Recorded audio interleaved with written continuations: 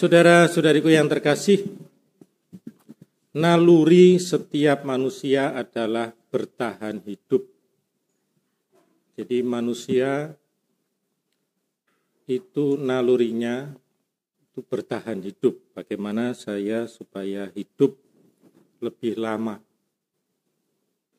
Ya memang ada beberapa kasus ya, orang yang pengen mengakhiri hidupnya dengan bunuh diri, karena kehilangan harapan.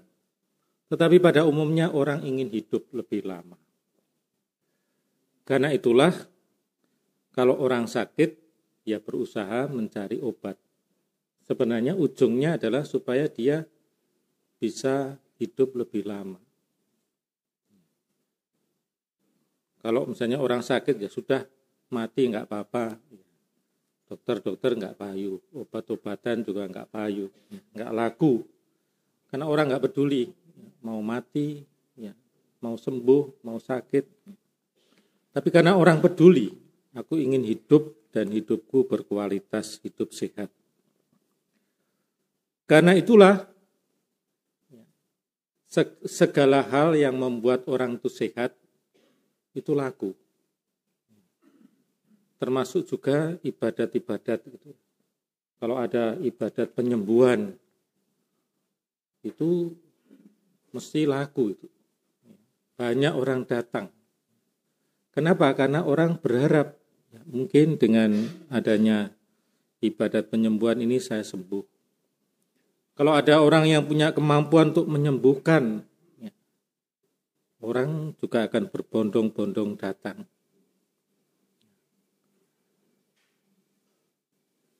Inilah yang kita dengar juga dalam Injil, konteksnya seperti itu.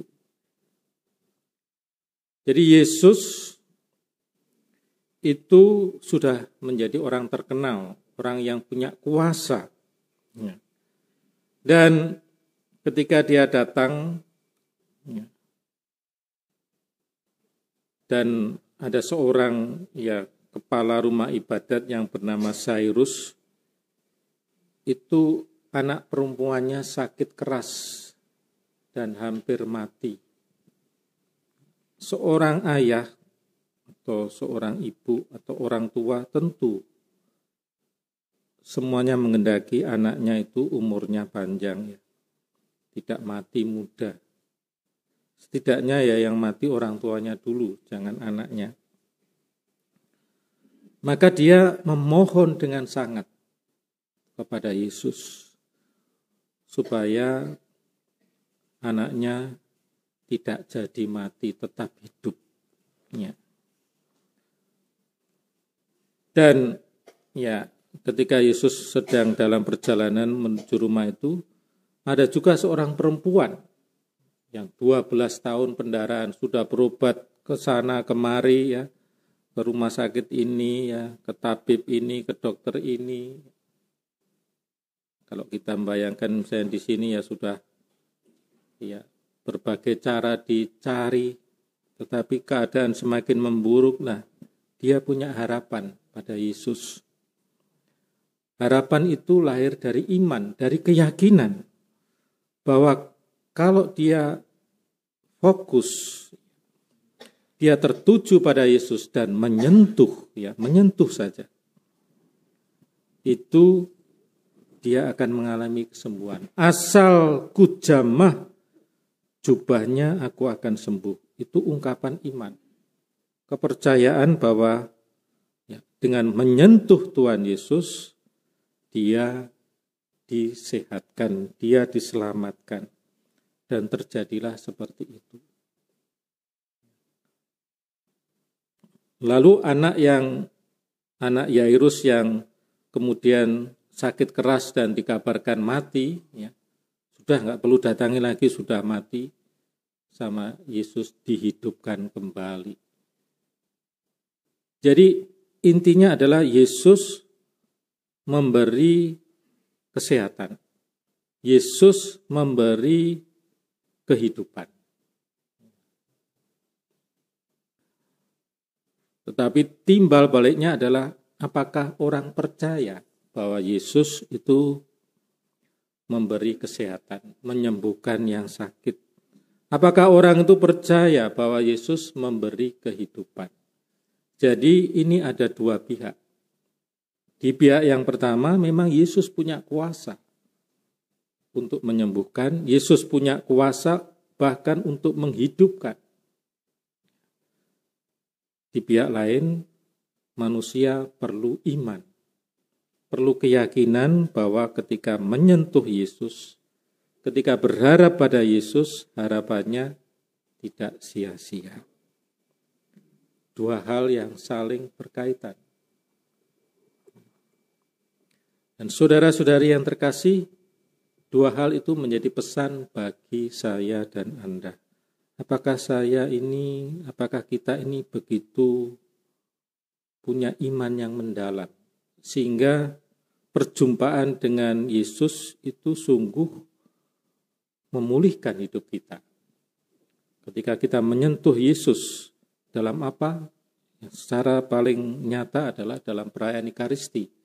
Ketika kita menyentuh tubuh Kristus, bahkan menelan tubuh Kristus itu menyatu dalam diri kita, apakah kita punya cukup iman meyakini bahwa ketika aku menerima tubuh Kristus, ketika aku menyentuh Yesus, ketika aku dalam adorasi itu memandang Yesus, itu aku menerima keselamatan, aku dipulihkan. Bahwa Tuhan punya kuasa untuk memulihkan hidupku. Banyak orang Katolik yang tidak sabar. Ya. Atau ya imannya mungkin, ya iman itu kan diuji ketika kita punya persoalan yang berat. Saya mendengar beberapa orang Katolik yang kemudian karena punya sakit, dan itu wajar mencari kesembuhan di sana, di sini. Tetapi endingnya itu jatuh pada penyembahan berhala. Jadi ya percaya pada ini dan itu, ya. Dan akhirnya juga kematian juga. Tapi ya tetap percaya. Karena janji-janji, nanti kamu pakai ini, pakai itu, akan sembuh. Meskipun ada banyak bukti, ya orang itu meninggal dengan mengenaskan karena lalu tidak percaya lagi pada medis. Padahal Tuhan itu juga bekerja melalui medis, melalui cara-cara yang ilmiah. Tetapi poinnya adalah bahwa orang meninggalkan iman akan Yesus karena inginnya sembuh. Keinginan untuk sembuh mengalahkan imannya. Ya memang seperti wanita ini, dia menunggu 12 tahun. Banyak dari kita itu memang tidak sabar.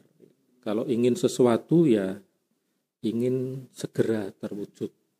Dan disitulah tantangannya untuk beriman. Beriman itu membutuhkan kesabaran. Membutuhkan juga ketahanan dalam penderitaan. Kadang-kadang kita sudah berdoa, sudah merayakan Ekaristi. Tetapi ya bagaimana kuasa Tuhan ini? Apakah sungguh-sungguh nyata? Ternyata ya saya tetap sakit, tetap menderita. Dan itu bisa membuat kita tidak sabar dan meninggalkan iman pada Yesus. Dan yang kedua, saudara-saudari yang terkasih, dari sisi sebaliknya, kita itu dipanggil Tuhan untuk menghadirkan kehidupan. Jadi kita tidak hanya mencari kehidupan, mencari kesembuhan, tetapi kita juga dipanggil Tuhan untuk alatnya untuk memberikan kehidupan. Kehidupan itu tidak harus selalu dalam konteks menyembuhkan, membangkitkan orang mati. Tidak. Tuhan bekerja melalui banyak cara. Dan persis seperti itulah yang dihayati oleh Yohanes Bosco atau Don Bosco.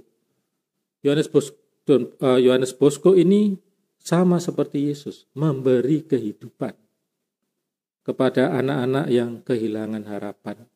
Anak-anak muda yang korban revolusi industri menjadi terlantar, miskin, kriminal, banyak menghuni penjara. Sama Yohanes Bosco dikumpulkan. Yohanes Bosco tidak lalu mengajak orang ayo ke gereja, enggak. Dia melihat akar masalahnya. Lalu apa yang dia lakukan? Mendidik anak-anak itu dengan pendidikan. Termasuk dia mendirikan STM pertama, ya, Technical School. Mengajari anak-anak itu di bengkel, ya, rumahnya dijadikan bengkel. Anak-anak diajari untuk keterampilan-keterampilan. Nah, dari situ baru dibawa untuk ke gereja. Dan dia memberi kehidupan. Anak-anaknya, ya, yang sebelumnya arahnya menjadi kriminal, menjadi orang-orang baik. Bahkan satu di antaranya menjadi seorang santo. Dominikus Savio kalau tidak salah. Dan disitulah saudara-saudari yang terkasih, panggilan kita tidak hanya mencari kesehatan, tidak hanya mencari kehidupan, tetapi juga kita menghadirkan kehidupan. Menghadirkan kehidupan pertama-tama adalah memberi harapan, memberi semangat kepada orang-orang di sekitar kita, memberi kesempatan, memberi fasilitas, ya, mendorong orang-orang yang kurang mampu, yang terlantar untuk memiliki semangat, memiliki keterampilan, memiliki harapan. Dan itulah yang dilakukan Don Bosco dan mestinya juga kita lakukan dalam lingkup kita masing-masing. Semoga perayaan Ekaristi ini membangkitkan iman kita, serta juga membuat belas kasih kita bertumbuh, sehingga kita menjadi sarana Tuhan untuk menghadirkan kehidupan dan keselamatan. Amin. Amin.